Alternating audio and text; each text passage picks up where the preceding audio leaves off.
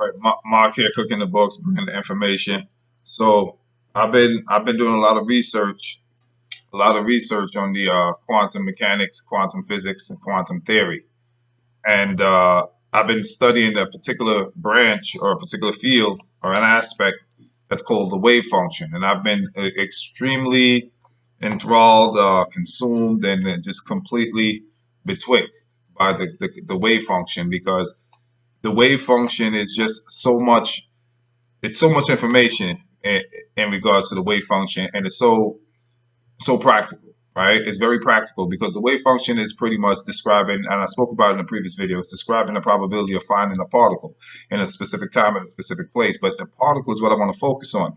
When it talks about the probability of finding that particle, and if you understand physics, right, that particle I spoke on in the last video, it's information. That particle is energy, right?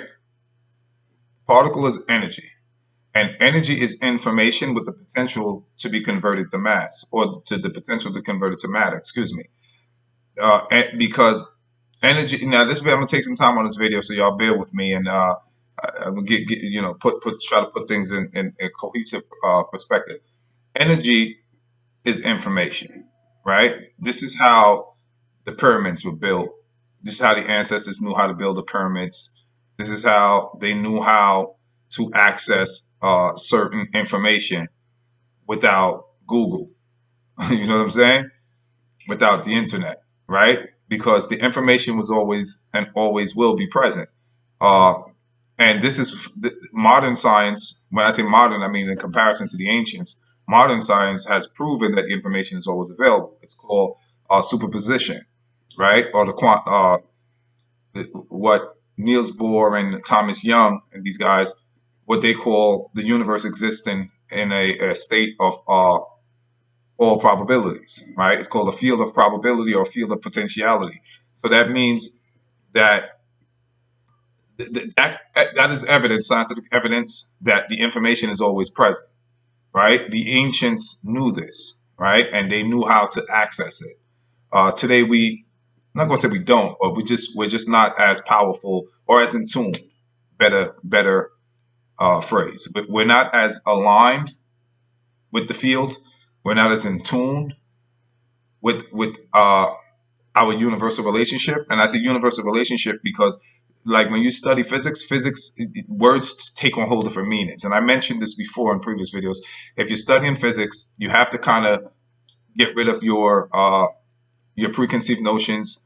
You have to kind of come in with an open blank slate mindset, and you have to understand that nothing in our physical laws, or nothing in the laws of physics do not jive with our physical laws. There's no connectivity. There's no coherence. It's actually incongruous, right?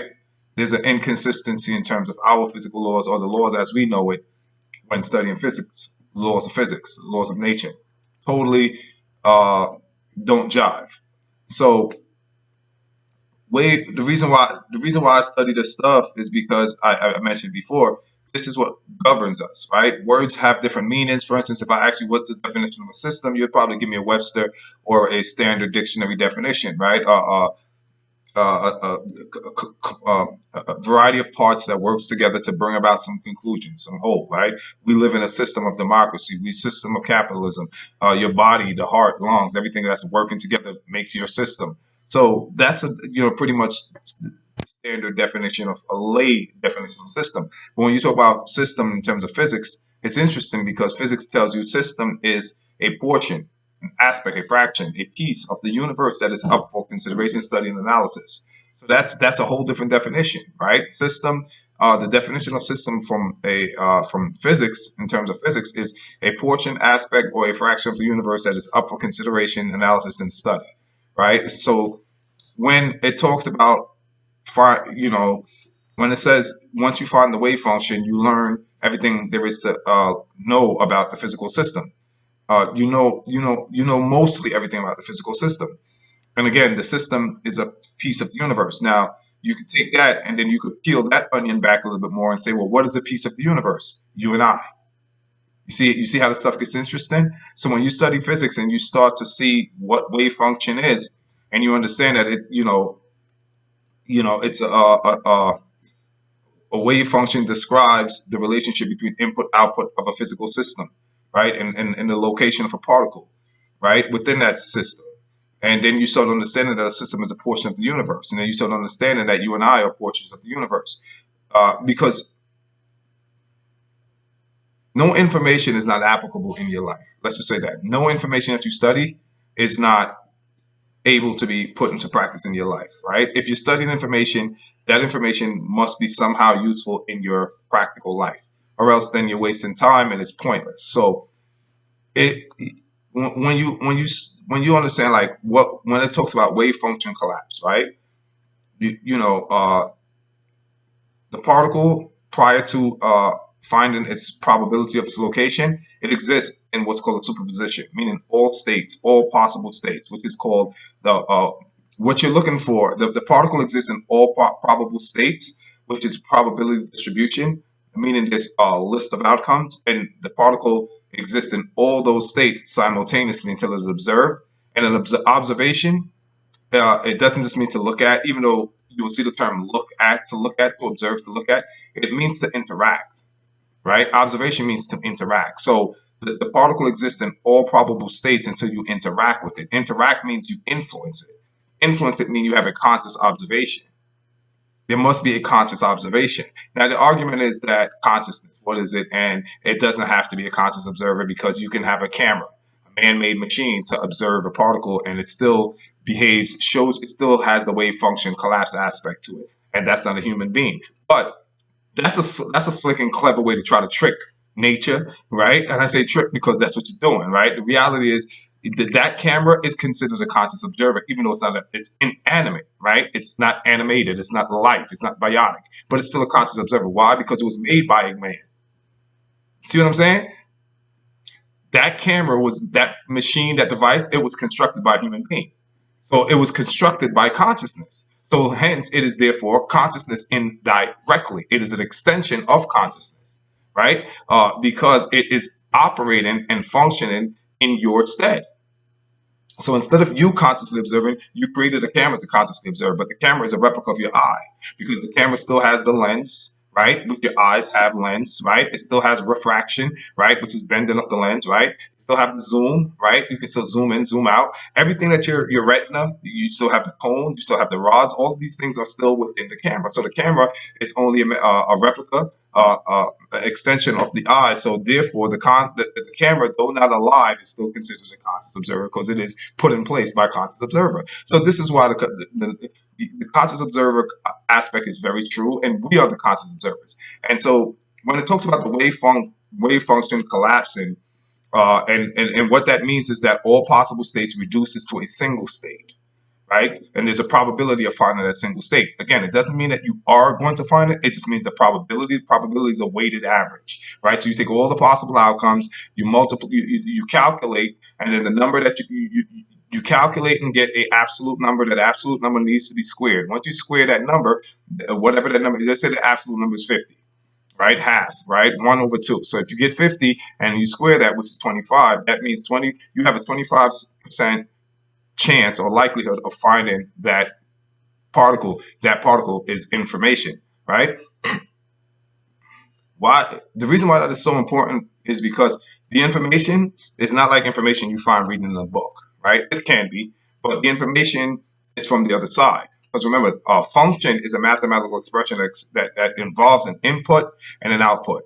Now, when you talk about physics, remember, you're going into other realms. You're talking about other dimensions, right? We're not talking about three-dimensionality. We're going into four, fifth, sixth. It's infinite dimensions. So you don't know where that information is coming from and from who.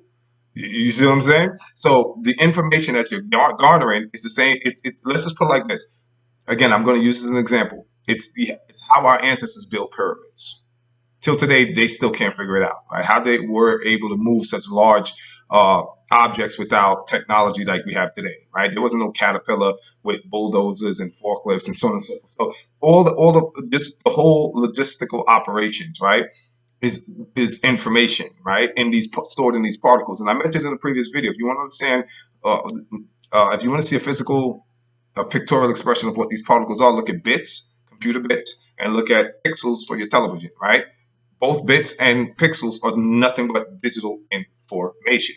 Coalesce and give you an image, a picture, or in terms of a computer, it gives you all the information on the computer. All right. So the wave function, why it talks, the wave function collapse is when there's an observer, right? So you observe the actual, you observe the particle, and then it collapses to a single state, right?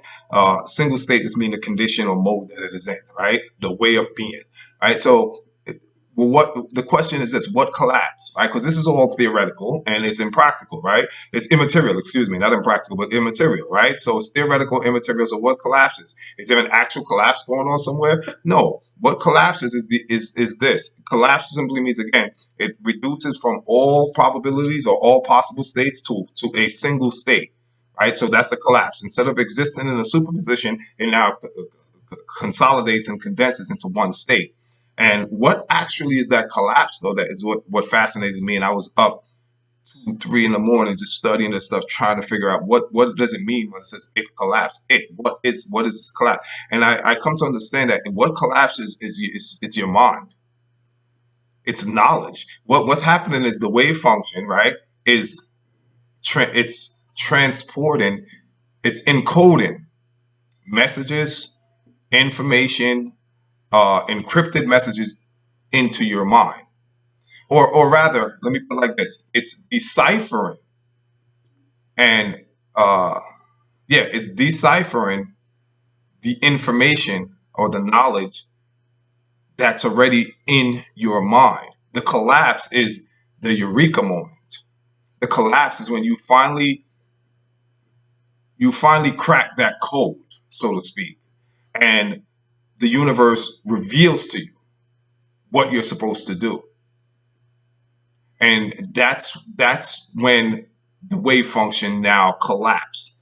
Because remember, the wave function still exists in all probabilities, and it's a description of all the probabilities and how to find the probability of locating that particle. And again, that particle, think of bits and pixels, is nothing but information. So you need to locate that information. See, everything is a probability, folks. Everything, right? Nothing is supposed to be. You hope for it to be, right? You're not supposed to have anything. You're not supposed to have money. You're not supposed to have a job. You're not supposed to do this. You're not supposed to. It's all a probability. You're not supposed to find love. You're not supposed to have a wife. You're not supposed to have. It's all probabilities, right? Now, that's physics in a natural state of mind, right? In a more just a more natural state of thinking. One would think, yeah, I'm supposed to have my job. Yeah, I'm supposed to have my money. I work for it. I'm supposed to have my kids. I'm supposed to have my wife. I'm supposed to have my house. I bought my house. I'm supposed to. That's natural.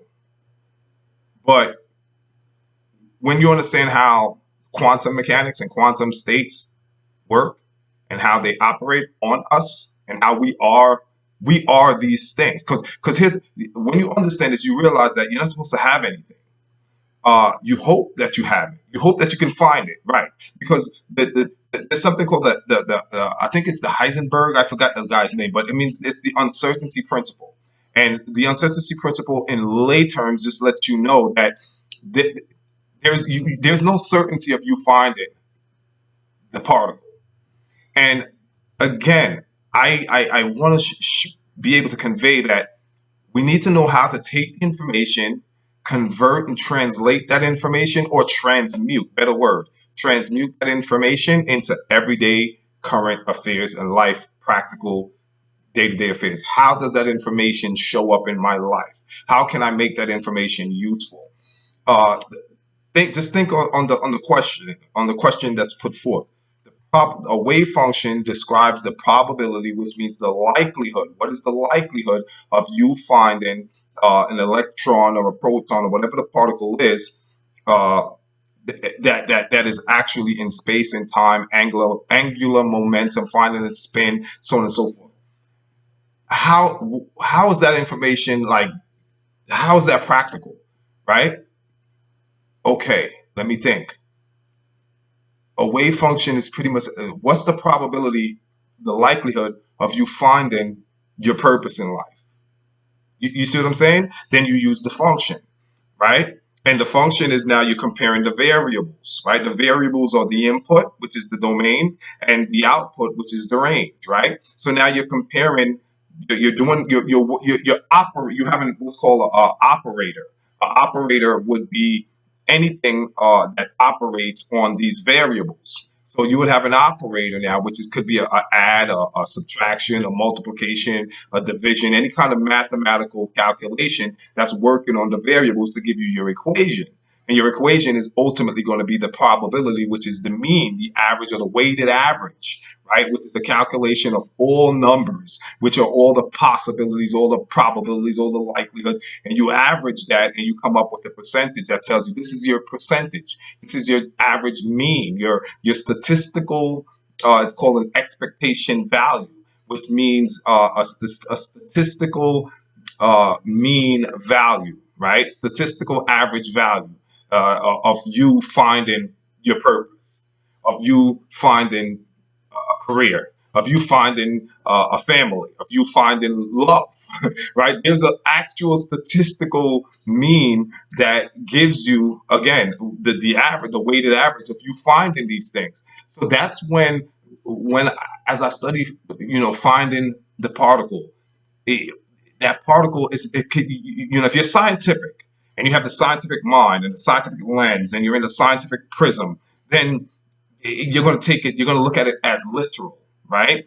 Because if you're studying with these special microscopic devices, you're looking at literal.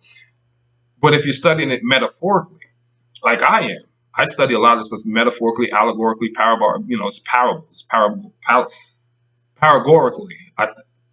parabolically, excuse me, parabolically, right?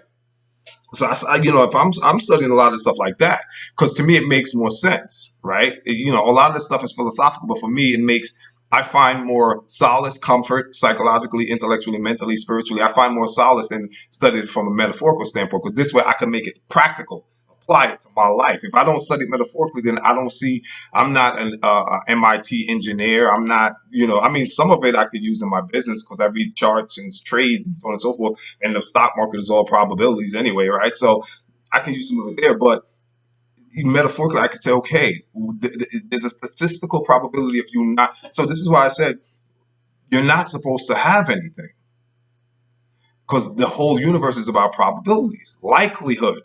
There's a likelihood, and that likelihood has underlying elements and factors and components. The kind of neighborhood you grew up in, did you come from a single family home, kind of career, the kind of education you have. The kind of education you have will determine the field of work you end up in. The field of work you end up in will determine your annual salary. Your annual salary will determine the neighborhood, the kind of house you can buy, and so on and so forth. And these are all probabilities and the statistical probabilities, because they can be calculated by understanding what the wave function. This is why it's so important to understand the wave function and how it applies to your life, because companies use this information every day when they want to target an audience. Then, what's the age, right? You have a population mean, which you take a sample of the population, height, weight, skin color, all these different samples you can take, and then you do calculations and you come up with a weighted average, statistical mean value, and again we see wave function at work. So the wave function, which was founded, now I wouldn't say founded, but was discovered by these various scientists, we see it at work, right? I can now look around and see it at work, right? There is a practical aspect to it, but if you're not studying it, if you're not aware of this information, this knowledge, then you won't see it. But if you have any just a basic understanding like I do, which is that my understanding is very basic when you think about the infinite value of this stuff, like the depth of this stuff. Like I'm scratching the surface. If a real scientist came in here and spoke on this thing, it makes me look like a baby in this thing. So, and I humbly am. I just started researching it not too long ago, a couple months now. So, yeah, like I said, the practical application is there is a probability factor for all of us that you would find your particle, and finding your particle metaphorically could be finding your soulmate, if you know, true love, finding that pot of gold, right? You know, your true potential, right? Finding your real purpose in this world. There's a statistical average, a weighted average on you finding your purpose in life, right? And it's calculated. Yeah, you can calculate whether you can find your purpose in the world. And again, like I said, words take on different meanings when we're talking about quantum physics, and nothing makes sense in terms of your five basic sensory system, because we have been taught uh, our five base sensory system is how we learn. We learn through sight, we learn through smell, we learn through taste, we learn through touch, and we learn through hearing. These are our five mediums, right? That we gather information from our surroundings, our environments, and then we send that information to the occipital lobe. The occipital lobe transmits that information to the prefrontal cortex, which is the executive part of the brain, and then we make sense of what we make sense of. So that works against you when you go into the realms of quantum mechanics, because quantum mechanics don't care nothing about your five senses. It makes your five senses make no sense whatsoever. It's, again, you're going into other realms, other dimensions, and the laws of this realm, like time and space, has no relevance when you're talking about quantum mechanics and quantum theory and quantum physics and quantum entanglement. And you know, when you go into these different realms, you realize like our the laws of our three-dimensional reality has no sway. There is no time in quantum physics. There is no space. Time and space holds no relevance. Again, an electron can be in multiple states at the same simultaneously. There is no space, right? It could again, the Schrodinger's cat. The cat can be alive and dead at the same time. You know what I mean? Makes no sense, right? So yeah, just want to share some of that with y'all. I'm gonna continue my research, and as I find there's some information, I'll put up some videos, and maybe some of it is useful, maybe it's not. Either way, I'm gonna keep doing what I do. Till next time, if you like the video, hit a like button, a share. Peace.